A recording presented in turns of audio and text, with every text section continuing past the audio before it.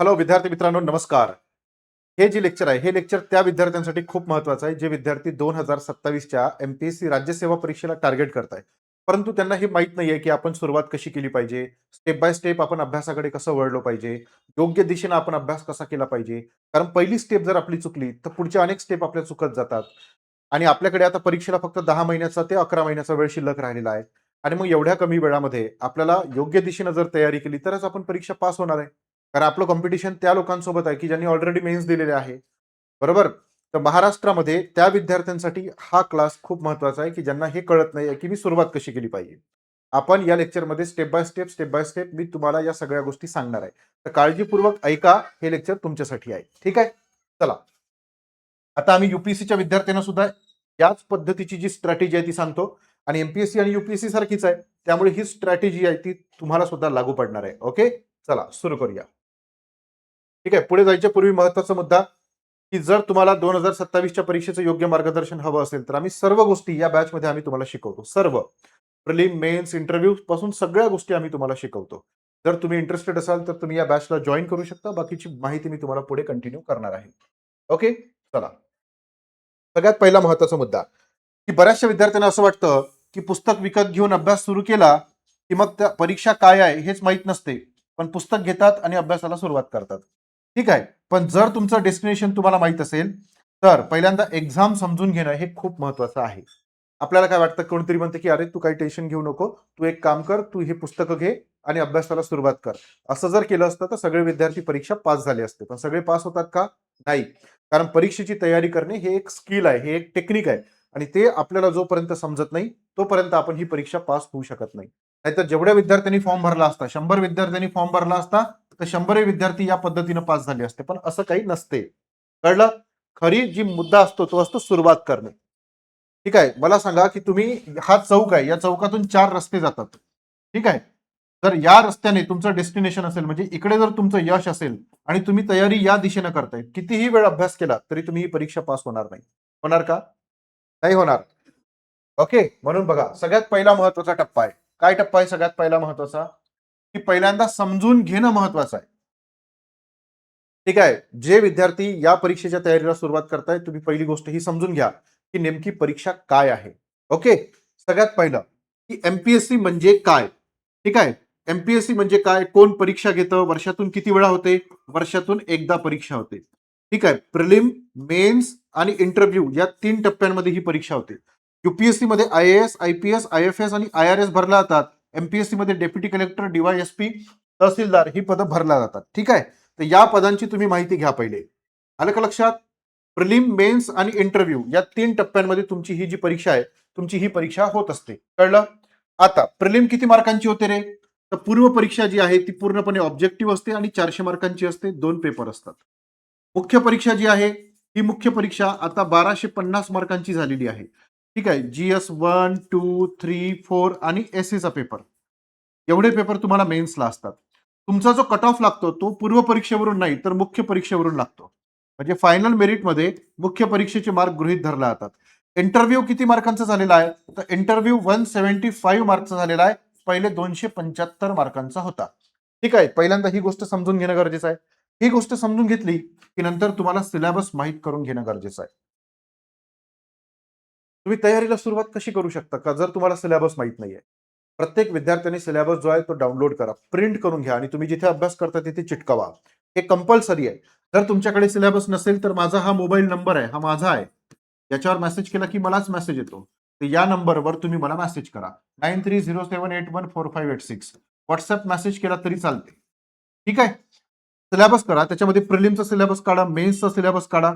एक टेबल तयार करा तुम्ही. ठीक आहे. फक्त प्रिलिमला असलेले टॉपिक वेगळे काढा. फक्त मेन्सला असलेले टॉपिक वेगळे काढा. आणि प्रिलिम आणि मेन्सला कॉमन असलेले जे टॉपिक आहे, ते कॉमन असलेले टॉपिक वेगळे काढा. ठीक आहे.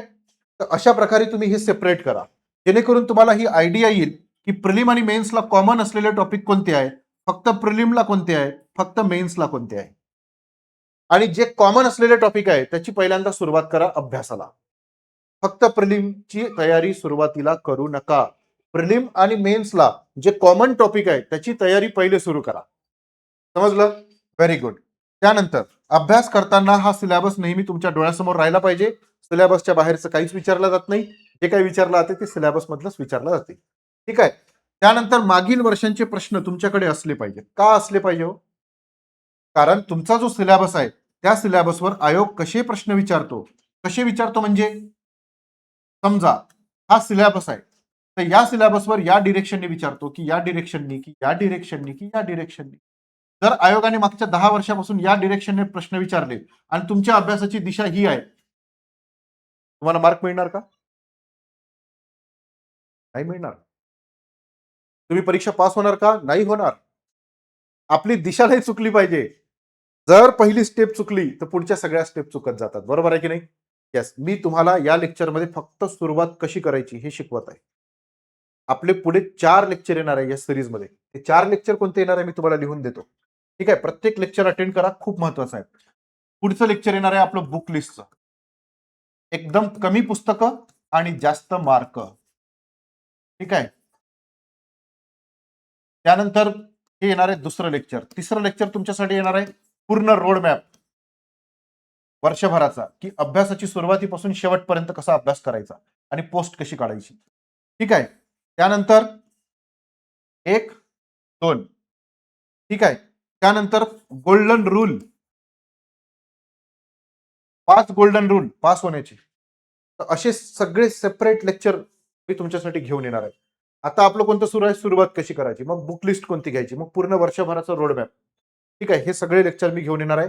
उद्या हे लेक्चर येणार आहे आणि परवा हे लेक्चर येणार आहे. ठीक आहे. तर पहा, आज मी फक्त सुरुवात कशी करायची सांगणार आहे, स्ट्रॅटेजी सांगणार नाही अभ्यासाची. झालं. आता हे लेक्चर आपल्यासाठी इम्पॉर्टंट काय आहे? तर हे 10 वर्षाचे पीवायक्यू आपल्याला हे सांगतात की तुम्ही कोणत्या दिशेने अभ्यास केला पाहिजे, कोणत्या टॉपिकवर प्रश्न जास्त विचारला गेले, असे कोणते टॉपिक आहे की ज्याच्यावर प्रश्न विचारला गेलेले नाहीये किंवा कमी विचारला गेलेले आहे. मग आपल्यासाठी महत्वाचे टॉपिक कोणते हे आपल्याला आयडेंटिफाय करता येते. म्हणून तुमच्याकडे 10 वर्षाचे पीवायक्यू असलेच पाहिजे आणि तेही अनालिसिस सहित असले पाहिजे. आणि जर तुमच्याकडे हे नसेल तर मी तुम्हाला नंबर दिलेला आहे, त्याच्यावर तुम्ही मला मेसेज करा, मी तुम्हाला 10 वर्षाची पीवायक्यू पाठवून देतो. समजलं? Very good. 2014 पासून तर आतापर्यंतचे पीवायक्यू बघा. ठीक आहे. कारण तुम्हाला परीक्षेचा पॅटर्न समजतो की कोणत्या लेवलचे प्रश्न विचारले जातात, कठीण किती येतात, सोपे किती येतात, मध्यम किती येतात, हे तुम्हाला समजते. परीक्षेची लेवल समजते. समजलं? जोपर्यंत तुम्हाला परीक्षेची लेवल समजणार नाही, म्हणजे 400 मीटरची रेस आहे आणि तुम्ही 200 मीटर धावण्याची प्रॅक्टिस करत आहे, तुम्ही 400 मीटरची रेस तुम्ही पूर्ण करणार का? करणार. जर तुम्हाला 400 मीटरची रेस जिंकायची असेल तर 400 मीटरचीच प्रॅक्टिस केली पाहिजे. तर हे तुम्हाला पीवायक्यू सांगणार. Very very important. हे तुमच्याकडे असले पाहिजे. ठीक आहे. पुढं दृष्टिकोन बदला. कसा दृष्टिकोन बदलायचा, आपल्यासाठी काय इम्पॉर्टंट आहे पहा, लक्षात घ्या. आता जे बिगिनर्स आहेत म्हणजे जी सुरुवात करतात ते खूप चुका करतात आणि तुम्ही जेवढ्या जास्त चुका कराल तेवढं अपयश मिळेल. जेवढ्या तुम्ही कमी चुका करणार तेव्हा तुम्हाला जास्त यश मिळेल. ठीक आहे. मग आपण चुका कमी कधी करू, जेव्हा आपण योग्य दिशेनं तयारी करू, योग्य सुरुवात करू. बरोबर. बऱ्याच विद्यार्थ्यांना काय वाटते, क्वालिटीमध्ये आपण फक्त आर्टिकल पास केले की होऊन जाते. नाही. एमपीएससी तुम्हाला कन्सेप्टवर प्रश्न विचारते. आपण करतो आर्टिकल, प्रश्न येते कन्सेप्टवर, मग कसं पास होणार आहे? हिस्ट्रीमध्ये फॅक्ट्सवर आपण लक्ष देऊ. इसवी सन पाठ करू, नावं पाठ करू, सनावळ्या पाठ करू. प्रश्न कुठे येते? अनालिसिसवर प्रश्न येते. आपला अभ्यास कुठे राहते? इकडे. प्रश्न कुठे येतात? इकडे. एन्व्हायरमेंटवर आपण पुस्तक संपून टाकू. आता तर मी टार्गेट ठेवलंच आहे की मी पुढच्या 8 दिवसात हिस्ट्री संपूनच टाकणार. आपल्याला पुस्तकं संपवायची नाहीये, आपल्याला समजून घ्यायचे आहे. परीक्षेत प्रश्न कुठे येते, कसे येते, करंटशी रिलेटेड येते का, ते समजून घ्यायचं आहे. ते एकदा आपल्याला समजलं की त्या डिरेक्शनने आपल्याला अभ्यास करायचा आहे. म्हणजे एन्व्हायरमेंटमध्ये तुम्हाला करंट प्लस स्टॅटिक अशा दोन्ही गोष्टीवर प्रश्न येतात. आपण काय वाचतो? फक्त पुस्तक संपवतो. अशानं आपण ही परीक्षा जी आहे ती पास होणार नाही. म्हणजे तुम्हाला एमपीएससी विचारते हे आणि तुम्ही अभ्यास करता हा. युपीएससी आणि एमपीएससीचा सिलेबस सेम आहे, म्हणून मी युपीएससी आणि एमपीएससीला सेम प्लॅन आम्ही तयार करून देतो. तुम्हाला सुद्धा हा सेमच प्लॅन आहे. समजलं? Very good. पुढं जेव्हा एखाद्या विद्यार्थ्याला हे समजते एमपीएससीची डिमांड काय, तेव्हा तुम्ही एका वर्षात पोस्ट काढू शकता. एमपीएससीची डिमांड तुम्हाला 1 वर्षात समजली, 1 वर्षात पोस्ट काढाल. 2 वर्षात समजली, 2 वर्षात काढाल. 3 वर्षात समजली, 3 वर्षात काढाल. कधीच नाही समजली तर पोस्ट तुमची कधीच निघणार नाही. कधीच नाही निघणार. समजलं? म्हणून बघा बरेचसे विद्यार्थी तुम्हाला दिसतात की त्याने 5 वर्ष तयारी केली आणि मग त्याची पोस्ट निघाली. का रे? कारण त्याला 5व्या वर्षी एमपीएससीची डिमांड समजली की नेमकं काय विचारते. विचारते इकडून आणि तो आतापर्यंत या दिशेने तयारी करत होता. तुम्ही अशी गोष्ट करताय का? ही चूक करू नका तुम्ही. ठीक आहे? पुढं. आता स्टेप 2. तुम्हाला एमपीएससीची तयारी करायची आहे. भक्कम पाया तयार करा. तुमचं फाउंडेशन जेवढं मजबूत असेल, तेव्हा तुम्हाला यश जास्त मिळेल. मग पहिले फाउंडेशन कसं मजबूत करायचं? हे बघा, हे आहे तुमचं फाउंडेशन. फाउंडेशन म्हणजे जर तुम्ही एमपीएससी मध्ये तुम्हाला इंग्लिश चांगलं जमत असेल, तर तुम्ही नक्की एनसीईआरटी वाचा. कोणत्या? एनसीईआरटी. इथपासून तुम्ही तयारीला सुरुवात करा. कोणत्या एनसीईआरटी वाचा? 6 ते 12 या एनसीईआरटी तुम्ही वाचल्या पाहिजे. पण जर तुमचं इंग्लिश चांगलं नाहीये आणि हिंदी पण चांगलं नाहीये, तर काही गरज नाही एनसीईआरटी वाचायची. वाचलीच पाहिजे असं काही नाहीये. तुम्ही एनसीईआरटी न वाचता सुद्धा तुम्ही तयारी करू शकता. मग लक्षात ठेवा, तुम्ही स्टेट बोर्डाची जी पुस्तकं आहेत, हे स्टेट बोर्डाची पुस्तकं जरी तुम्ही वाचले, तरी तुमचं फाउंडेशन चांगलं मजबूत होते. पण स्टेट बोर्डाची पुस्तकं नक्की वाचा. जर इंग्लिश चांगलं असेल, हिंदी चांगलं असेल, तर एनसीईआरटी वाचा. पण सुरुवात इथून करा. डायरेक्ट रेफरन्स बुकवर किंवा स्टँडर्ड बुकवर शिफ्ट होऊ नका. कारण काय होतं ना, एकदा का तुम्ही डायरेक्ट पुस्तकावर शिफ्ट झाला आणि ते पुस्तक तुम्हाला समजलं नाही, तर तुमच्या मनात त्या विषयाची भीती तयार होते आणि ती भीती काढायला खूप जास्त मेहनत घ्यावी लागते मग. नाहीतर कधी-कधी तयारच म्हणजे ती भीती निघतच नाही. म्हणून सोप्यापासून सुरुवात करा, कठीणाकडे जा.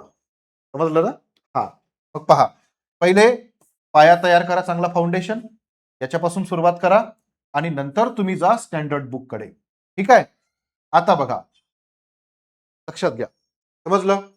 कारण हे जे बेसिक पुस्तक आहे हे तुमचं फाउंडेशन तयार करतात आणि हे जे स्टँडर्ड बुक्स आहे हे तुम्हाला त्या विषयातली डेप्थ तयार करून देतात. ठीक आहे? फाउंडेशन, डेप्थ दोन्ही गोष्टी आपल्याला पाहिजे. समजलं? Very good. कठीण प्रश्न विचारते. एमपीएससी मध्ये तुम्हाला कठीण प्रश्न विचारला जातात. पण तुमचे जर कन्सेप्ट क्लिअर असेल, तुमचं बेसिक क्लिअर असेल, तुमचं फाउंडेशन मजबूत असेल, तर तुम्हाला एमपीएससीची परीक्षा कठीण जाणार नाही. समजलं का? म्हणून कन्सेप्च्युअली जा, विषय समजून घ्या. डायरेक्ट वाचून पुढे जाऊ नका. राष्ट्रवाद म्हणजे काय? म्हणजे तुमच्या वाचण्यामध्ये राष्ट्रवाद शब्द आला, समजून घ्या. तो समजल्याशिवाय पुढे जाऊ नका. संसद म्हणजे काय? समजून घ्या, पुढे जाऊ नका. एक एक गोष्ट समजून घ्या आणि पुढे जा. जेवढे तुमचे कन्सेप्ट चांगले राहील, तेवढं तुम्हाला जास्त चांगलं लिहिता येईल. समजलं? जो जास्त चांगला लिहील त्यालाच यश मिळते. आलं लक्षात? Very good. पुढे जाऊ. आता स्टेप 3. अभ्यासाला सुरुवात करत असताना लिंक लावून म्हणजे एकमेकांना जोडून विचार करायचा. ठीक आहे? डायनामिक अभ्यास करायचा. मग डायनामिक करायचा म्हणजे कसा करायचा रे? आता आपण अभ्यास करताना काय करतो? जे पुस्तकात दिलाय तेच वाचतो, तेच पाठ करतो, तेच पाठ करतो, तेच वाचतो. पण प्रश्न तसे नाही येत ना. प्रश्न कसे येतात? पहा मी तुम्हाला सांगतो. समजा भूगोल या विषयाचा तुम्ही अभ्यास करत आहे आणि त्याच्यामध्ये जो डेटा दिलेला आहे त्याच्यावरच तुम्हाला प्रश्न येईल ना? हो. पण प्रश्न तसे नाही येत. जगात जर कुठे ज्वालामुखी फुटला असेल, कुठे ढग साचले असेल, एखादी भौगोलिक घटना घडली असेल, तर त्या घटनेवर प्रश्न विचारला जातात. म्हणजे करंटवर प्रश्न विचारला जातात आणि ती गोष्ट तुम्हाला कुठून वाचायची आहे? पुस्तकातून. म्हणजे तुम्हाला जे प्रश्न येतात ते करंट ओरिएंटेड प्रश्न येतात. मग त्याच्यासाठी तुम्हाला काय वाचणं गरजेचं आहे? तर तुम्हाला न्यूजपेपर वाचणं गरजेचं आहे. जर तुम्ही मराठीतून तयारी करत असाल, तर तुम्ही लोकसत्ता नावाचा न्यूजपेपर रोज वाचला पाहिजे. जर तुम्ही इंग्लिशमध्ये तयारी करताय, तर तुम्ही दी हिंदू नावाचा न्यूजपेपर रोज वाचला पाहिजे. समजलं? येस. ठीक आहे. त्यानंतर एमपीएससी तुम्हाला स्टॅटिक प्रश्न विचारत नाही, तर करंटशी जोडून प्रश्न विचारते. म्हणून मी तुम्हाला सांगतो, मागच्या वर्षी जो विद्यार्थी पास झाला ना, त्याने यावेळेस जर करंट वाचला नाही, तर तो पास नाही होत. करंटला जोडून अभ्यास करायचा. समजलं? सुरुवात करताना. नाहीतर तुम्ही अभ्यास करून टाकाल आणि मग नंतर तुमच्या लक्षात येईल, की मी जो अभ्यास केला त्याला करंटला मी लिंकच नाही केलं. तर मग पुन्हा दुसरा अटेम्प्ट द्यावा लागेल. ठीक आहे? स्टँडर्ड बुक, एनसीईआरटी मधील संदर्भ ग्रंथामधील मूळ संकल्पना आपण कव्हर केल्या पाहिजे. स्टँडर्ड बुक वाचले पाहिजे आणि करंट ते सुद्धा वाचलं पाहिजे. दोन्ही गोष्टी तुम्ही एकमेकांना लिंक केल्या पाहिजे. ओके? Very good.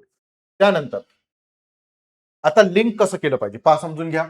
आर्टिकल 356 तुम्ही वाचत आहे. कशाशी संबंधित आहे? आणीबाणीशी. कुठे आहे? तुमच्या पुस्तकामध्ये आहे. सगळ्याच विषयाला हे लागू पडते. मी फक्त एक एक्झाम्पल देत आहे. आर्टिकल 356 तुम्ही वाचत आहे. कशाशी संबंधित आहे? आणीबाणीशी. मग जर एखाद्या राज्यामध्ये आणीबाणी लागू झाली असेल, तर तुम्हाला 100% याच्यावर प्रश्न विचारला जाईल. मग जेव्हा तुम्ही या प्रश्नाचं उत्तर लिहाल, तेव्हा तुम्हाला उदाहरण म्हणून हे द्यायचं आहे. ठीक आहे, तुम्हाला समजलं प्रश्न कसे येतात. मग दोन्ही एकत्र नोट्स जे आहे, त्याची लिंक तुम्ही तयार करायची. ठीक आहे, आणि ह्या लिंकेजेसवर तुम्हाला प्रश्न येतात. समजलं? Very good. त्यानंतर जॉग्राफीचा अभ्यास करताय. नॅशनल पार्क सध्या चर्चेमध्ये आहे, तर त्यावर तुम्हाला प्रश्न विचारला जाईल. तर असे प्रश्न विचारले जातात, म्हणून तुम्ही अभ्यास जो आहे तो असा सुरू करायला पाहिजे प्रत्येक विषयाचा. ठीक आहे, पुढं सुसूत्रीकरण, कन्सोलिडेशन. कन्सोलिडेशन ठीक आहे. आता कसं करायचं पहा. सगळ्यात पहिल्यांदा तुम्ही तुमचा ऍक्शन प्लॅन तयार करा. ठीक आहे, ऍक्शन प्लॅन तयार करा. जर 1 सेकंद पाणी पितो, 1 मिनिट. तोपर्यंत वाचून घ्या.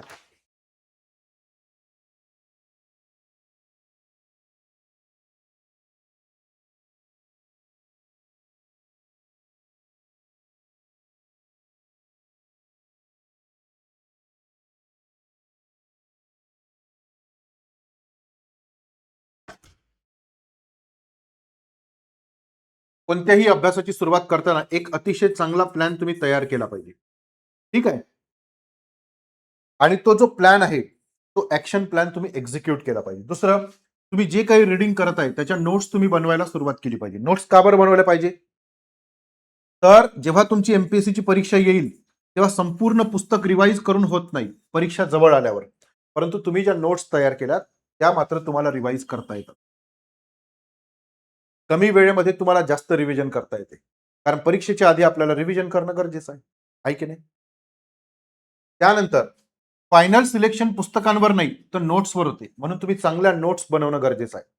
ठीक आहे, रिव्हिजन शिवाय लॉंग टर्म मेमरी तयार होत नाही. हा मुद्दा मी तुम्हाला नंतर सांगतो. पहिले पहा, नोट्स कधी बनवायच्या. पहिलं रिडिंग तुम्ही तयार केलं, नोट्स नाही बनवायच्या. दुसऱ्या रिडिंगच्या वेळेस नोट्स नाही बनवायच्या. जेव्हा तुम्ही तिसऱ्या रिडिंगला जाता तेव्हा नोट्स प्रिपेअर करायला सुरुवात करा. समजलं? नाही तर आपण काय करतो, पहिलं रिडिंग करतो तेव्हाच नोट्स बनवायला सुरुवात करतो, तेव्हाच हायलाईट करतो. तसं नका करू, ते चुकीचं आहे. कारण आपल्या 300 पानाचं जर पुस्तक असेल तर आपल्याला त्याला 30 पानाच्या नोट्स बनवायच्या आहे. जर तुम्ही पहिल्या रिडिंग मध्ये बनवायला गेलात 300 पानाच्या नोट्स 200 पानात तयार होतात. मग जमन का? नाही जमत. ठीक आहे, हा तर हा मुद्दा लक्षात ठेवा. आणि नोट्स लिहून बनवू नका, तर नोट्स शॉर्टकट बनवा. कशा? Short notes, mind map, flow charts, tree diagram या फॉर्मॅटमध्ये नोट्स बनवा.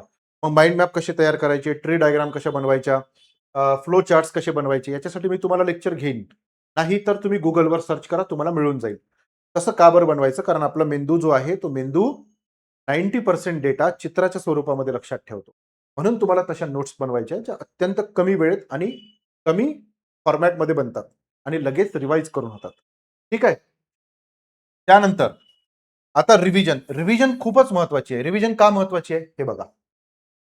जर तुम्ही एखादी गोष्ट वाचली आणि तुम्ही जर त्याला 7 दिवसाच्या आत रिवाईज नाही केली तर जे तुम्ही 100% वाचलेलं आहे ते डायरेक्ट 30%च लक्षात राहते. जर तुम्ही रिव्हिजन केली तर ते तुम्हाला जास्त लक्षात राहते. ठीक आहे, हे बघा, पहिली रिव्हिजन इथं बसली तुमची, दुसरी रिव्हिजन बसल्याबरोबर एवढ्या गोष्टी लक्षात राहिल्या, तिसऱ्या रिव्हिजनच्या वेळेस एवढ्या गोष्टी लक्षात राहिल्या. एमपी बघा, आता बरेचसे विद्यार्थी काय चुका करतात, ते म्हणतात की मी पहिले पूर्ण रीडिंग संपवतो आणि मग मी शेवटी रिवाईज करतो. तसं केलं तर काय होईल? तसं केलं तर बघा मी तुम्हाला सांगतो काय होईल. जर तुमची 7 दिवसाच्या आत पहिली रिव्हिजन जर नाही बसली ना, तर तुम्ही 30 ते 40% गोष्टी विसरता. समजलं? जर तुमची दुसरी रिव्हिजन हे 30 दिवसाच्या आत नाही बसली ना, तर तुम्ही 70% पर्यंत गोष्टी विसरू शकता. जर तुमची 3 महिन्याच्या आत जर तिसरी रिव्हिजन नाही बसली ना, तर तुम्ही 90% गोष्टी विसरता आणि तुमची पहिली रिव्हिजनच 3 महिन्याच्या नंतर करता तुम्ही. असं नका करू. तुम्ही 3 महिन्यात जे वाचलं ना ते सगळं विसरून जाल. रिव्हिजन कशी करायची? पहिली रिव्हिजन ही 7 दिवसाच्या आत बसली पाहिजे. म्हणून अभ्यासाचा प्लॅन बनवा 6+1. 6 दिवस अभ्यास, 1 दिवस रिव्हिजन. याच्यामध्ये कोणताही चेंज होणार नाही, कोणत्याच परिस्थितीमध्ये होणार नाही. 30 दिवसामध्ये तुमची दुसरी रिव्हिजन बसली पाहिजे. म्हणजे तुम्ही जो 70% डेटा विसरणार आहे तो विसरणार नाही. ठीक आहे, मग प्लॅन कसा बनवायचा? 27+3 ह्या 3 दिवसामध्ये या महिन्यामध्ये जेवढं वाचलं तेवढं रिवाईज करायचं. म्हणजे इथे दुसरी रिव्हिजन तुमची बसली. तिसरी रिव्हिजन 3 महिन्याच्या आत बसली पाहिजे. तो प्लॅन कसा बनवायचा? तर 2 महिने 3 आठवडे अभ्यास आणि शेवटचा जो वीक आहे तुमचा, चौथा वीक रिव्हिजन. 3 रिव्हिजन तुमच्या 3 महिन्याच्या आत बसल्या, की तुम्ही जे काही रीड केलाय त्याच्या 90% गोष्टी तुमच्या लक्षात राहतील. आणि याला बिलकुल इग्नोर करू नका. हीच अभ्यासाची सुरुवात आहे. याच्यातच सगळे बघा, 95% विद्यार्थी सेम पुस्तकं वाचतात, क्लासेस लावतात, पण यातले काहीच विद्यार्थी पास का होतात? कारण पुस्तकांमध्ये, क्लासेसमध्ये जास्त डिफरन्स पडत नाही. डिफरन्स पडतो मार्गदर्शनामध्ये आणि अभ्यासाच्या पद्धतीमध्ये. ती जर तुमची चुकली ना, तुम्ही कितीही चांगले पुस्तक वाचा, कितीही चांगला क्लास लावा, काही फायदा होणार नाही. समजलं का मला काय म्हणायचं? ठीक आहे, इथपर्यंत समजलं. मग तुमच्या रिव्हिजनची टेक्निक कशी असली पाहिजे? परीक्षेच्या आधी तुमच्या 5 ते 6 रिव्हिजन झाल्या पाहिजे. मग पहिली रिव्हिजन वीकमध्ये, दुसरी रिव्हिजन मंथमध्ये, तिसरी रिव्हिजन 3 मंथमध्ये, चौथी रिव्हिजन 6 मंथमध्ये, पाचवी रिव्हिजन 9 मंथमध्ये. अशा 5 रिव्हिजन बसल्या पाहिजे कमीत कमी. तर रिव्हिजन म्हणजे काय? तर बघा, 50% अभ्यास हा रीडिंग करून होतो आणि 50% अभ्यास हा रिव्हिजन करून होतो. तुम्ही याला बिलकुल अजिबात तुम्ही इग्नोर करू नका. माझी तुम्हाला हात जोडून विनंती आहे. अंगाने अभ्यास करायचा नाहीये, डोक्याने अभ्यास करायचा आहे. कारण डोक्याने अभ्यास करणाऱ्या पोरांसोबत तुमचं कॉम्पिटिशन आहे. तुम्ही नाही फॉलो केलं तर तो फॉलो करेल दुसरा विद्यार्थी. समजलं इथपर्यंत? त्यामुळे वाचनापेक्षा, अभ्यासापेक्षा रिव्हिजन जास्त महत्वाची आहे. हे वाक्य लिहून ठेवा. कुठे? तुम्ही जिथं अभ्यास करता तिथे. समजलं? Very good. पुढचा टप्पा, 5वा टप्पा, सराव आणि लेखन. तर आन्सर रायटिंग कधी सुरू करू? एमसीक्यू कधी सुरू करू? जेव्हा वाचन करतो तेव्हा सुरू की तेव्हा सोडवू की नंतर सोडवू? हे खूप सारे डाऊट असतात ना. हे सांगतो पाहत. सगळ्यात पहिले, काहीही करा, पण डेली 30 ते 30 प्रश्न सोडवा. कसे सोडवायचे सांगतो, फक्त हे लक्षात ठेवा. का बरं? कारण एमपीएससी ही नॉलेजची टेस्ट नाही, तर ती डिसिजन मेकिंगची टेस्ट आहे. एमसीक्यू टेक्निक शिकावे लागतात. हे टेक्निक शिकले की तुमचं लॉजिक डेव्हलप होतं आणि लॉजिक डेव्हलप झालं तर परीक्षेमध्ये जे 100 प्रश्न विचारतात त्यातले 50 प्रश्न हे डायरेक्ट असतात आणि 50 प्रश्न हे तुमचे लॉजिकने सुटतात. जर तुमचं लॉजिक डेव्हलप नाही झालं तर हे 50 प्रश्न तुमचे सुटणार नाही आणि तुम्ही परीक्षा फेल व्हाल. ठीक आहे. त्यानंतर answer writing. Sir, answer writing कधी सुरू करू? प्रिलिम्सचा अभ्यास आधी करू की मेन्सचा अभ्यास? मी तर तुम्हाला आधीच सांगितलं की प्रिलिम आणि मेन्सचा जे कॉमन टॉपिक आहे ते आतापासून सुरू करा. आतापासून सुरू केलं प्रिलिम आणि मेन्स नाही. ते मी पुन्हा एकदा रिपीट करतो. प्रिलिम आणि मेन्स सोबत अभ्यासाला सुरुवात करा. फक्त प्रिलिम करू नका. तुम्हाला कोणी सांगितलं, अरे प्रिलिमच पास नाही होणार तर मग मेन्स कशी होणार रे तू पास? प्रिलिम पास करून तुला पोस्ट मिळते का? नाही मिळत. तू जेव्हा मेन्स पास होशील, इंटरव्ह्यू पास होशील, तेव्हा तुला पोस्ट मिळेल. मग प्रिलिम आणि मेन्स दोन्हीचा अभ्यास सोबत करायचा. कारण दोघांचाही टॉपिक सेम असतात, फक्त अप्रोच वेगळा असतो. इकडे डिस्क्रिप्टिव्ह आहे, इकडे ऑब्जेक्टिव्ह आहे, पण अभ्यास सोबत करा. मग एमसीक्यू तर रोज सोडवायचे आहे आपल्याला. मग आन्सर रायटिंग कधी करायची? सगळ्यात महत्वाचा मुद्दा बघा. प्लॅन कसा बनवायचा हे मी तुम्हाला नंतर सांगणार होतो रोड मॅपमध्ये, पण तरी आता सांगून देतो शॉर्टमध्ये. पहिले टार्गेट करा 2 विषय, कोणते पण. कोणते पण 2 विषय. जसं बघा, GS1, GS2, GS3, GS4. ठीक आहे. GS1 मध्ये हिस्ट्री जिओग्राफी, GS2 मध्ये इंडियन पॉलिटी, GS3 मध्ये इकॉनॉमिक्स आणि सायन्स टेक, GS4 मध्ये एथिक्स. मग पहिले GS1 सोबत घ्या. याला 2 महिन्याचा वेळ द्या. 2 महिन्यामध्ये तुम्ही याला कंप्लीट करा. नंतर GS2 घ्या, याला 2 महिन्याचा वेळ द्या, 2 महिन्यात कंप्लीट करा. नंतर GS3 घ्या, याला 2 महिन्याचा वेळ द्या, 2 महिन्यात कंप्लीट करा. नंतर GS4 घ्या, किंवा GS4 तुम्ही रोज 1 तास देऊनही तुम्ही कंप्लीट करू शकता. रोज 1 तास द्यायचा, नाही तर आठवड्यातून 3 दिवसाचा वेळ द्या याला. हे मी तुम्हाला रोड मॅप मध्ये सांगणार होतो. ठीक आहे. मग आता मला सांगा की जेव्हा तुमचा GS1 कंप्लीट होईल आणि तुम्ही GS2 वाचायला सुरुवात कराल, तेव्हा याच्यावरची आन्सर रायटिंगला सुरुवात करा. आणि तेही कोणती? Topic wise. Topic wise time table तयार करायचा. आज टॉपिक 1, उद्या टॉपिक 2, परवा टॉपिक 3, नेरवा टॉपिक 4. असं. तुम्ही मला म्हणणार की सर, मी जेव्हा वाचन करत आहे तेव्हाच तुम्ही मला आन्सर रायटिंग का बरं करायला लावत नाहीये? कारण तुम्ही जेव्हा पहिली रीडिंग करता तेव्हा जास्त समजत नाही. दुसरी रीडिंग करतात तेव्हाही जास्त समजत. 3 रीडिंग झाल्यावर आपल्याला तो टॉपिक चांगला कळतो. आणि पूर्ण सब्जेक्ट तुम्ही वाचला, तर सब्जेक्टमध्ये प्रत्येक गोष्ट एकमेकांना कनेक्ट असते. तर जेव्हा तुम्ही पूर्ण सब्जेक्ट वाचाल, तेव्हा तुम्हाला चांगले उत्तरं लिहिता येतात. म्हणून याचं वाचन सुरू करायचं आणि याची आन्सर रायटिंग सुरू करायची. रोज कमीत कमी 2 उत्तरं लिहायचे. हळू-हळू नंतर ते 4 ते 5 उत्तरांपर्यंत तुम्ही जा. ठीक आहे. यात रोज 1 तास काढून ठेवायचा. या 1 तासामध्ये 9 मिनिटामध्ये 9 मिनिटामध्ये 1 उत्तर लिहिण्याची प्रॅक्टिस करायची. आणि असे कमीत कमी 5 प्रश्न रोज लिहायचे. दोन्ही विषयाचे जिओग्राफी, हिस्ट्री, जिओग्राफी, हिस्ट्री. कधी? जेव्हा दुसऱ्या विषयावर जाल तेव्हा पहिल्या 2 विषयाचे आन्सर रायटिंग सुरू करा. समजलं मला काय म्हणायचं आहे? Very good. असं का बरं करणं गरजेचं आहे? आपल्याला हे प्रश्न का सोडवायचे आहेत? माहिती असणं ही गोष्ट वेगळी आहे. पण 150 शब्दामध्ये 9 मिनिटात उत्तर लिहिणं आणि तेही परफेक्ट लिहिणं ही गोष्ट वेगळी आहे. आणि हे स्किल तुमचं 15 दिवसात तयार होत नाही. त्याला 3-4 महिने लागतात.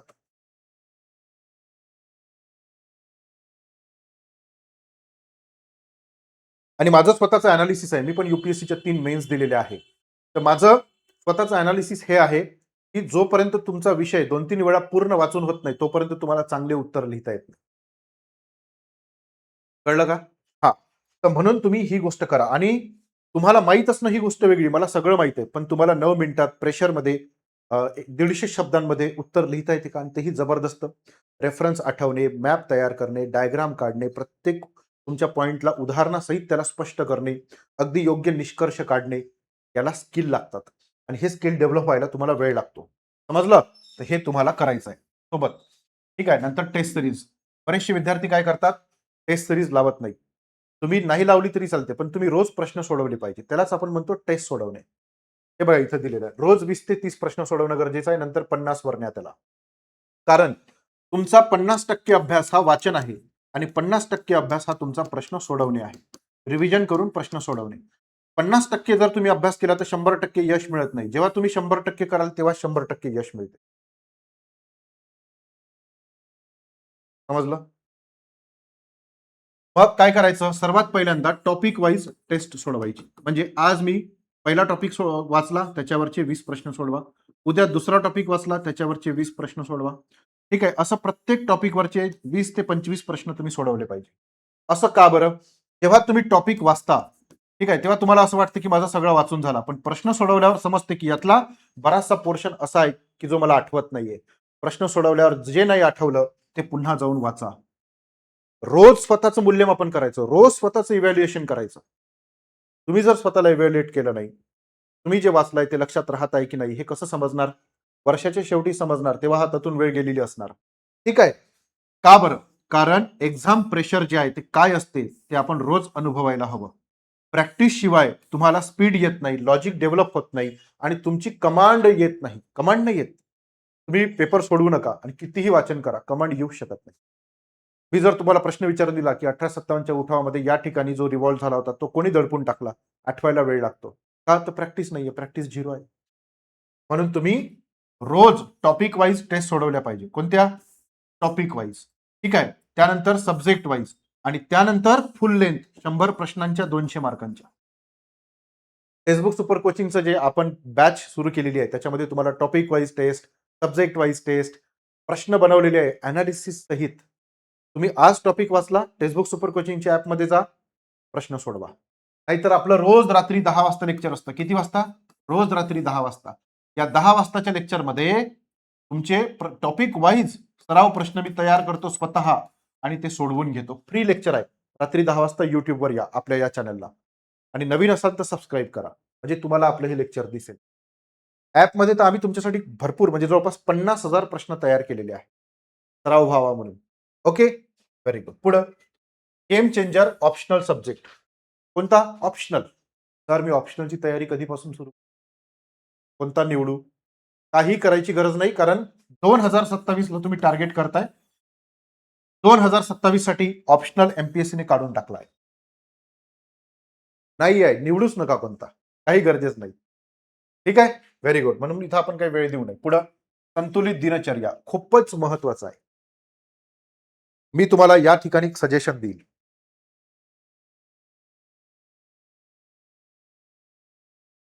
ते सजेशन हे आहे. एक मिनिट. एमपीएससीची परीक्षा तुम्ही डिसिप्लिनमध्ये मॅनरमध्ये असाल, तुम्ही डिसिप्लिनची लावून घेतली सवय स्वतःला, तरच तुम्ही ही परीक्षा पास कराल. जो डिसिप्लिनमध्ये नाही आहे, तो ही परीक्षा पास करू शकत नाही. पहिला मुद्दा. दुसरा मुद्दा, तुम्ही रोजचं वेळापत्रक, दैनंदिन वेळापत्रक तुम्ही तयार केलं पाहिजे आणि ते फॉलो केलं पाहिजे. 21 दिवस जर तुम्ही हे फॉलो केलं, 22व्या दिवशी आपोआप तुमचं शरीर तुम्हाला त्या गोष्टीकडे घेऊन जाईल. अभ्यासाची जागा निश्चित असली पाहिजे, अभ्यासाची वेळ निश्चित असली पाहिजे, अभ्यासाचा टाइम टेबल वीकचा निश्चित असला पाहिजे. ठीक आहे. तुम्ही टाइम टेबल 1 वर्षाचा नाही तर 1 वीकचा बनवला पाहिजे. कारण आपल्याला माहित असते की वीकमध्ये आपण कुठेच जाणार नाही, हा परफेक्ट इम्प्लिमेंट होतो. सुरुवात अशी करा प्लॅन बनवण्याची. वर्षभराचा प्लॅन बनवू नका. मी पुन्हा एकदा रिपीट करतो, की मी तुम्हाला रोड मॅप बनवून देत नाहीये अभ्यासाचा. मी तुम्हाला सुरुवात कशी करायची ते सांगत आहे. रोड मॅपसाठी मी परवा लेक्चर घेणार आहे, ते तुम्ही नक्की पहा. एकदम डिटेल बनवून देतो, एकदम सटीक बनवून देतो. माझ्या मार्गदर्शनाखाली 100 प्लस अधिकारी झालेले आहेत. ठीक आहे. त्यांना जो प्लॅन दिलेला आहे तोच प्लॅन तुम्हाला देणार आहे. ओके. हा पहा मग अभ्यास कसा करायचा. हे दैनंदिन वेळापत्रक आपलं कसं असलं पाहिजे दिनचर्या. पहा. 8 ते 10 तास तुम्ही अभ्यास केलाच पाहिजे. 12 तास रोज अभ्यास कोणी करू शकत नाही. तो करत असेल तर खोटं बोलतोय. 8 तासापेक्षा कमी अभ्यास करून तुम्ही परीक्षा पास होऊ शकत. कारण 8 तास अभ्यास करणारे पोरं आहेत, त्यांच्यासोबत तुमचं कॉम्पिटिशन आहे. मग काय करायचं? तर तुम्ही निश्चित करा. तुम्ही रात्री अभ्यास करणारे आहात की सकाळी अभ्यास करणारे हे पहिले फिक्स करा. ठीक आहे. त्यानंतर तुम्ही कोणत्याही टाइमला अभ्यास करा. एनी हाऊ लायब्ररी जॉइन करा. खरी कम्फर्ट मोड असतो. 100 लोक येतात, आपण डिस्टर्ब होतो. आपली पहिली प्रायोरिटी अभ्यास आहे, बाकीचे लोक नाहीये. मग तुम्ही कोणत्याही परिस्थितीमध्ये लायब्ररी जॉइन करा. लायब्ररीमध्ये वातावरण असते, तुमचा अभ्यास होतो. ठीक आहे. अभ्यासाचं वेळापत्रक तयार करताना जर तुम्ही 10 तास अभ्यास करत असाल, ठीक आहे, तर 2-2 तासाचे स्लॉट तयार करा. या पहिल्या 2 तासामध्ये 1.45 मिनिट अभ्यास म्हणजे वाचन करायचं आणि 15 मिनिटं त्याच्यावरचे पीवायक्यू किंवा सराव प्रश्न एमसीक्यू दोन्ही सोडवायचे. पहायचे, सोडवायचे. याच्यामध्ये कोणताही बदल होणार नाही. मध्ये 5 मिनिटाची गॅप द्यायची. पुन्हा 2 तास अभ्यास आणि सेम रुटीन फॉलो करायचं. पुन्हा 5 मिनिटाची गॅप द्यायची. पुन्हा सेम रुटीन फॉलो करायचं. नंतर मध्ये 10 मिनिटाची गॅप द्यायची. ठीक आहे. नंतर पुढे सेम रुटीन फॉलो करायचं, सेम रुटीन फॉलो करायचं. कोणत्याही परिस्थितीमध्ये 2 तासापेक्षा जास्त वेळ बसायचं नाही. हे मी तुम्हाला नंतर सांगणार होतो रोड मॅपमध्ये, पण आत्ताच सांगून देतो. कारण सुरुवात इथूनच होते आपली. असं का बरं? याचं कारण असं आहे, की तुमचं कॉन्सन्ट्रेशन असं असते. ठीक आहे. पहिल्या 2 तासापर्यंत एकदम पीक लेवलला असते. 2 तासानंतर ते हळूहळू कमी व्हायला लागते. तरीही आपण अभ्यास कंटिन्यू करतो. मग तुम्ही जे काही वेळ देताय तेवढ्या वेळामध्ये त्याचं आउटपुट मिळत नाही. म्हणून 2 तास अभ्यास करायचा, कॉन्सन्ट्रेशन कमी व्हायला लागलं की 5 मिनिटाची गॅप द्यायची. फोन अजिबात रिसीव्ह करायचा नाही. फोन कोणाला करायचा नाही. शांत राहायचं. ध्यान करू शकत असेल तर ध्यान करा. म्युझिक ऐकायचं असेल तर म्युझिक ऐका. नाही तर फक्त शांत बसा. कोणासोबत डिस्कस करू नका, कोणासोबत बोलू नका, काही करायचं नाही. डिस्ट्रॅक्ट व्हायचं नाही. ठीक आहे. 5 मिनिटांनी पुन्हा 2 तास बसा. पुन्हा 5 मिनिटं घ्या. मधला जो 10 मिनिटाचा वेळ आहे, नाश्ता करायला जा, थोडासा हलका चहा प्यायला जा, कॉफी प्यायला जा. उठसूट 5-5 मिनिटांनी कॉफी प्यायला जायचं नाही, असं करू नका. हीच अभ्यासाची मेथड आहे. मी तुम्हाला जेव्हा टेक्निकवर लेक्चर घेणार आहे मी तुमच्यासाठी. हां, चौथं लेक्चर मी कशावर घेणार आहे? अभ्यासाची टेक्निक. Smart technique. ठीक आहे. हे जे टेक्निक आहे, हे मी तुम्हाला सांगणार आहे. तर त्याच्यामध्ये मी तुम्हाला ह्या सगळ्या गोष्टी सांगेन, पण आता सुरुवात करता येतात थोडं सांगून दिलं तुम्हाला. समजलं? Very good. आता पहा. पहा, लक्ष द्या. आणि याच्यामध्ये कोणताच बदल होणार नाही. आठवड्याचा प्लॅन करायचा, आठवड्याच्या आधी, सोमवारच्या आधीचा प्लॅन रविवारी तयार करायचा, सोमवारपासून इम्प्लिमेंट करायचं. काहीच चेंज करायची नाही त्याच्यात. आणि लक्षात ठेवा, टार्गेट सेट करायचे. जर तुम्ही टार्गेट सेट नाही करू शकला, विदाऊट टार्गेट तुमचा एका वर्षात अभ्यास होत नाही. म्हणून टार्गेट द्या, कंप्लीट करा. टार्गेट द्या, कंप्लीट करा. जर तुमची आठवड्याची टार्गेट कंप्लीट होत नाही, याचा अर्थ समजून जा की तुम्ही यावर्षी परीक्षा पास होत नाही. मी सरळ बोलतो, स्पष्ट बोलतो. ठीक आहे. मला तुम्हाला फसवायचं नाहीये. तुम्ही सगळ्यांनी स्वप्न पाहिलेले आहे, की मी एका वर्षात असं कोणी म्हटलं का मी 10 वर्षात होईल म्हणून? नाही. 1 वर्षामध्ये मी अधिकारी झालो पाहिजे, हे स्वप्न तुम्ही पाहिलेलं आहे. म्हणून त्या स्वप्नासोबत मी गद्दारी करणार नाही, तुम्ही पण करू नका. ठीक आहे. आयुष्यभर पश्चाताप करायला लागतो बरं. अभ्यास कसा करायचा, कोणताही एक टॉपिक निवडायचा. 2 विषय तुम्ही घेताय ना, हिस्ट्री जिओग्राफी घेताय, हिस्ट्रीचा एक टॉपिक, जिओग्राफीचा एक टॉपिक वाचला की त्याच्यावरचे प्रश्न सोडवा. मगाशी 15 मिनिटं सांगितलं ना, त्याच्यामध्ये PYQ बघा. ठीक आहे, तुम्हाला 100% कन्फर्म सांगतो की सगळं जे तुम्ही काही वाचलंय त्याच्यावरचे सगळ्या प्रश्नांची उत्तर येणार नाही. जे उत्तर आली नाही, कोणत्या टॉपिकवर नाही आली, ते टॉपिक पुन्हा रिवाईज करायचे. झालं. त्यानंतर पुन्हा वाचन करायचं, पुन्हा रिवाईज करायचं. क्लिअर झालं, कन्फर्म झालं की पुढच्या टॉपिकवर जायचं, त्याच्या पुढच्या टॉपिकवर. पण जोपर्यंत टॉपिक परफेक्ट होत नाही तोपर्यंत दुसऱ्या टॉपिकवर जाऊ नका. जर तुम्ही असं नाही केलं तर काय होते मी तुम्हाला सांगतो. पुढच्या वर्षी पुन्हा परीक्षा येते, आपण पुढच्या वर्षी पुन्हा अभ्यास करतो. त्याच्या वर्षी पुन्हा परीक्षा येते, पुन्हा अभ्यास करतो. आपला रिझल्ट काही येत नाही. का? कारण तुमच्या अभ्यासामध्ये एरर्स असतात. हे एरर तुम्ही कशी शोधणार? त्याच्यासाठी तुम्हाला रोज प्रश्न सोडवणं गरजेचं आहे. तुमचे एरर तुम्हाला सापडतील, परफेक्ट होईल आणि पुढे जाईल. आणि एक गोष्ट लक्षात ठेवा, टॉपिक परफेक्ट तुमच्या समाधानाच्या लेवलवर झाला नाही तर पुढच्या टॉपिककडे जायचं नाही. कन्सेप्ट क्लिअर करायचे, फॅक्ट्स वाचून घ्यायचे. कन्सेप्ट क्लिअर नाही झाले तर पुढच्या टॉपिककडे जायचं नाही. कारण तुम्ही डिस्क्रिप्टिव्ह लिहिणार आहे म्हणून तुमचे कन्सेप्ट मजबूत असणं गरजेचं आहे. समजलं? कन्सेप्ट क्लिअर झाले, परफेक्ट झाला टॉपिक की पुढच्या टॉपिककडे जायचं. म्हणजे पुढच्या वेळेस वाचायची गरज पडणार नाही. पुढच्या वर्षी तेच तेच पुस्तकं 10 वेळा. समजलं? आणि जे तुम्ही रीड करताय त्याला चालू घडामोडीसोबत लिंक करायचं. म्हणजे रोज न्यूजपेपर वाचायचा. 10 तास नाही वाचायचा, 1 तास वाचायचा. ज्या महत्वाच्या न्यूज आहे आणि एडिटोरियल आहे ते वाचायचे. जे महत्वाचे एडिटोरियल आहे ते कापून ठेवायचे. ते कापून ठेवले की त्याची एक फाईल तयार करायची. Geography, history, economy, Indian polity, science, environment असे सेक्शन बनवायचे फाईलमध्ये. आणि त्याच्यामध्ये ते जे एडिटोरियल आहे ते टाकायचे. का? कारण जेव्हा तुम्ही आन्सर रायटिंग करता, तर आन्सर रायटिंग करताना तुम्ही एन्व्हायरमेंटचं ते काढलं की तुम्हाला भरपूर रेफरन्स मिळतात जे आत्ता करंटमध्ये आहे. आणि तुम्ही जर ते रेफरन्स दिले तर तुम्हाला बाकीच्या विद्यार्थ्यांपेक्षा जास्त मार्क मिळतात. समजलं? Very good. चला पुढं. आता एमपीएससी युपीएससी सेम आहे म्हणून पिरॅमिड कसा बनवायचा बघा. सगळ्यात पहिल्यांदा कन्सेप्ट समजून घ्यायचे. कन्सेप्ट समजल्याशिवाय पुढे जायचं नाही. जे तुम्ही वाचलाय त्याला करंटशी लिंक करायचं. ठीक आहे, त्याची रिव्हिजन करायची. ठीक आहे, त्याच्यावर तुम्ही प्रॅक्टिस प्रश्न सोडवा. मग ते PYQ सोडवा, MCQ सोडवा, टॉपिक वाईज सोडवा, जे काही करायचं आहे. आणि हे सगळा विषय तयार झाला तुमचा की दुसऱ्या विषयावर आपण जेव्हा जातो तेव्हा आन्सर रायटिंग सुरू करायची. अशा हा पिरॅमिड तुम्ही फॉलो केला पाहिजे. इथून सुरुवात करा. हे पहिले व्यवस्थित समजून घ्या आणि मग अभ्यासाला तुम्ही सुरुवात करू शकता. समजलं? Very good. पहा, कारण ही फक्त पुस्तकं वाचण्याची परीक्षा नाही आहे, तर ही संपूर्ण प्रक्रियेची प्रोसेस आहे. आणि ही प्रोसेस तुम्हाला फॉलो करावीच लागेल. फक्त पुस्तकं वाचून परीक्षा पास होत नाही. आणि जर कोणी झालं असेल तर मला सांगा. पुस्तक कसं वाचायचं, सुरुवात कशी करायची, MCQ कधी सोडवायचे, आन्सर रायटिंग कधी करायचं, कन्सेप्ट कशी क्लिअर करायचे, रिव्हिजन कशी करायची, ही सगळी प्रोसेस मी तुम्हाला सुरुवातीला सांगितली. हे सगळं फॉलो करा पुस्तक वाचताना. ठीक आहे? तरच तुम्ही पास व्हाल, नाही तर रिझल्ट येणार नाही. दरवर्षी हजारो मुलं नापास होतात, त्याचं कारण हेच आहे. त्यानंतर 5 नियम सगळ्यात महत्वाचे. सिलेबस हा अभ्यासाचा नकाशा आहे. कोणतेही पुस्तक त्यापेक्षा मोठे नाही. म्हणून सिलेबस समोरच ठेवला पाहिजे आणि सिलेबस त्या बाहेरचं काहीच वाचायचं नाही. ठीक आहे?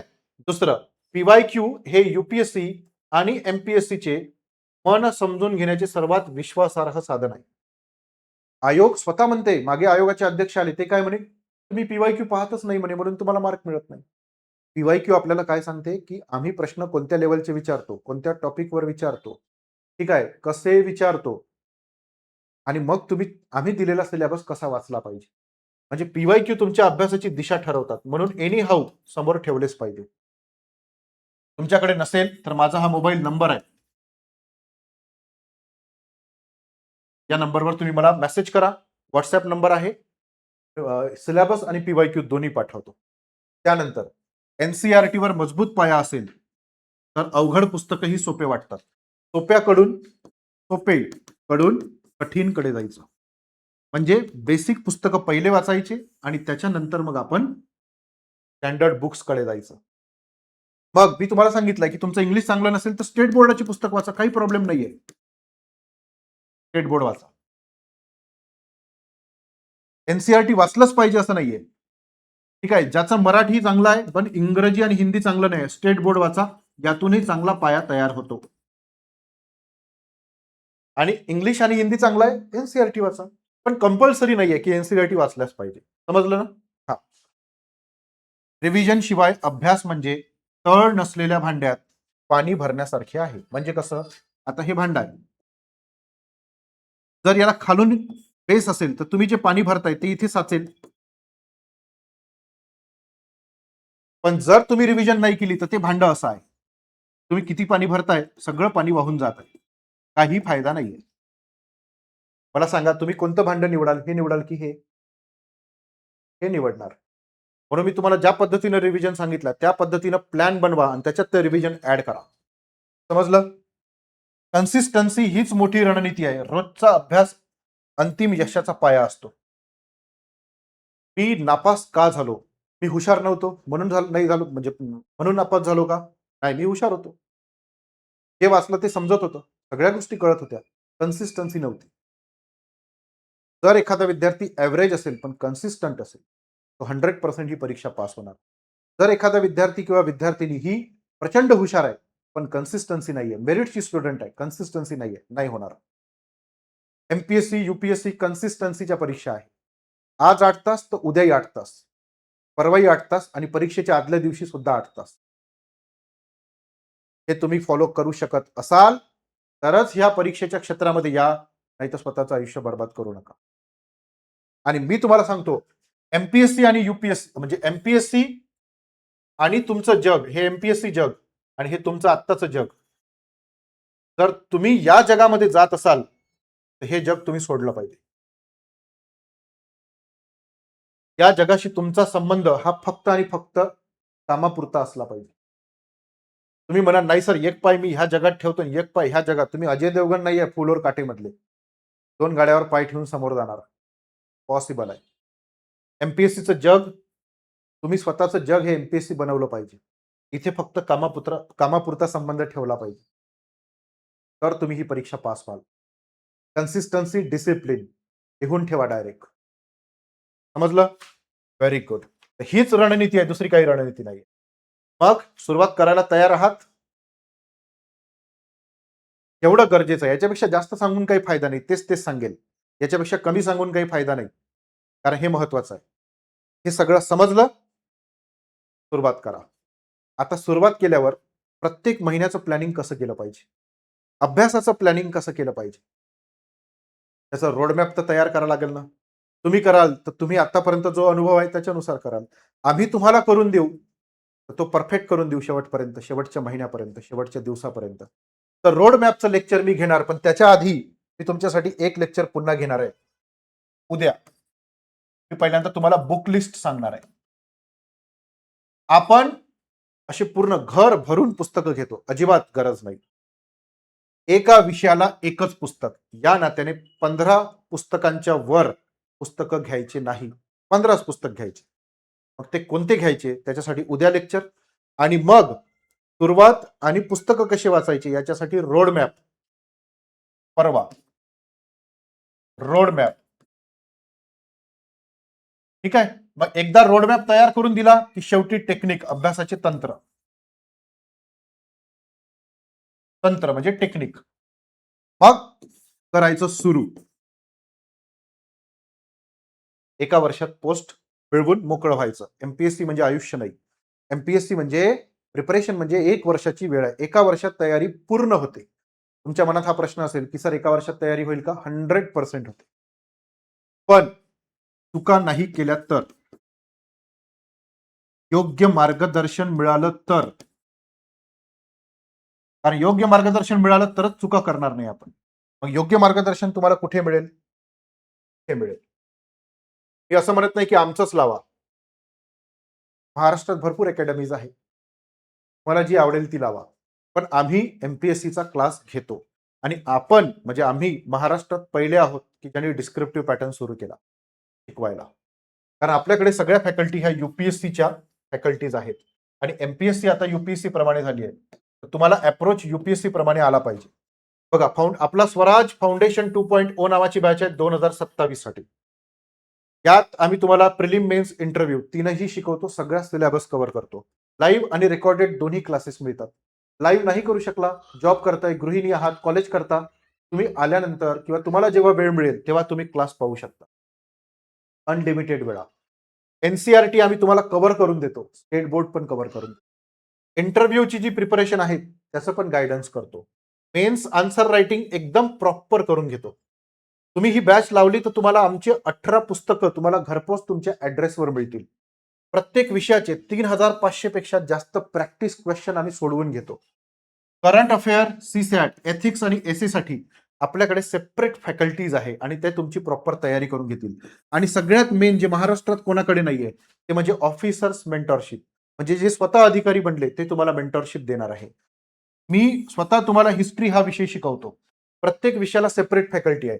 हे आहे मानतेश पाटील सर जे डेप्युटी कलेक्टर आहे. यांची मेंटॉरशिप तुम्हाला मिळेल. अभ्यास कसा करायचा, सुरुवात कशी करायची, कुठले पुस्तक वापरायची, किती डेप्थमध्ये अभ्यास करायचा, कन्सिस्टन्सी कशी ठेवायची, आन्सर रायटिंग कशी करायची, अप्रोच बिल्ड कसा करायचा. ठीक आहे, हे सगळं तुम्हाला सांगतील. हे शुभम तिजारे सर आहेत. एक एमपीएससीतून क्लास 1 आहे. हे सुद्धा एमपीएससीतून डेप्युटी कलेक्टर आहे. यांची मेंटॉरशिप तुम्हाला याच्यामध्ये मिळणार आहे. मग जर ही बॅच जॉईन करायची असेल तर कशी करायची? त्यासाठी तुम्ही आपलं जे ॲप आहे टेक्स्टबुक सुपर कोचिंग ते तुम्ही डाउनलोड करा. ठीक आहे. किंवा माझा हा मोबाईल नंबर आहे 9307814586 हा माझा मोबाईल नंबर आहे. या मोबाईल नंबरवर तुम्ही मला मेसेज करा. WhatsApp नंबर पण आहे हा माझा. तुम्ही मला मेसेज करा, "सर मला योग्य मार्गदर्शन पाहिजे." आम्ही तुम्हाला बॅच देऊ. सध्या डिस्काउंट चालू आहे. ठीक आहे. ₹40,000 ची जी बॅच आहे त्याच्यावर भरघोस डिस्काउंट चालू आहे तुम्हाला. कारण याच्यामध्ये तुम्हाला बुक्स पण मिळत आहे. याच्यावर भरघोस डिस्काउंट चालू आहे. फक्त ₹25,000 मध्ये तुम्हाला वर्षभराची बॅच मिळत आहे. Prelim, mains, interview. जबरदस्त डिस्काउंट चालू आहे. याच्यात तुम्ही 2,000 जास्त टाकले तर लाईफ टाईम तुम्हाला आम्ही सपोर्ट करणार आहे. लाईफ टाईम सपोर्ट करणार आहे. तुम्ही जोपर्यंत परीक्षा पास होत नाही तोपर्यंत. 18 बुक्स पण त्याच्यामध्ये मिळत आहे तुम्हाला. इंग्लिश आणि मराठी दोन्ही लँग्वेजमध्ये तुम्हाला नोट्स मिळणार आहे. तुम्ही प्रिलिम पास झाले तर मेन्ससाठी आम्ही तुमच्यावर विशेष भर देणार आहे. फोकस करणार आहे. पूर्ण प्रॉपर तयारी करून घेणार आहे. कारण मागच्या वर्षी मेन्समध्ये माझे 9 पैकी जे इतिहासाचे प्रश्न घेतले होते, एका लेक्चरमधून 9 पैकी 5 प्रश्न ॲज इट इज विचारले होते. एकूण 70% प्रश्न परीक्षेत ॲज इट इज आले होते. 70% प्रश्न ॲज इट इज. ठीक आहे. त्याच्यामुळे आपलं अप्रोच चांगला आहे. त्यामुळे तुम्ही याला जॉइन करू शकता. समजलं? बाकी कोणतंही डाऊट राहिला, काही राहिला, नक्की मेसेज करा. ठीक आहे. व्यवस्थित समजून घ्या. ही परीक्षा फक्त वाचन करण्याची नाहीये. स्किलची आहे, टेक्निकची आहे. ज्याला लवकर समजेल डिमांडची आहे. एमपीएससी काय विचारते? ह्या डिमांडची आहे. तुम्ही स्वतः करू शकता. असं नाही की तुम्ही क्लास नाही लावला तर करू नाही शकत. करू शकता. पण तुम्ही चुका कराल. चुका केला की तुमची दिवस वाया जाईल, अटेम्प्ट वाया जाईल, फ्रस्ट्रेशन वाढेल. समजलं? 10,000-20,000 काही मोठी गोष्ट नाही आहे, जर क्लास 1 बनायचं असेल. ठीक आहे? तर आपण 10व्या वर्गात, 12व्या वर्गात इंग्रजीच्या, सायन्सच्या ट्युशन लावतो. 25,000-25,000 फी देतो. पास होण्यासाठी 12वी वर्ग. इथे तर तुम्ही आयुष्यात क्लास 1 परीक्षा जी आहे, ती पास होणार आहे. क्लास 1 पद मिळणार आहे. त्याच्यासाठी ही काही मोठी रक्कम नाहीये, ही इन्व्हेस्टमेंटच असते. ओके. बाकी मी तुम्हाला टाईम टेबल दिलाय. उद्या बुक लिस्ट, परवा रोडमॅप, तेरवा टेक्निक. हा पहिला पार्ट आहे आपला. ओके. लेक्चर कसं वाटलं कमेंट बॉक्समध्ये नक्की सांगा. आवडल्यास मित्रमैत्रिणींना शेअर करा आणि आपल्या चॅनलला सबस्क्राईब करायला विसरू नका, कारण आम्ही असेच इन्फॉर्मेटिव्ह लेक्चर तुमच्यासाठी घेऊन येतो. धन्यवाद. Bye bye. Take care.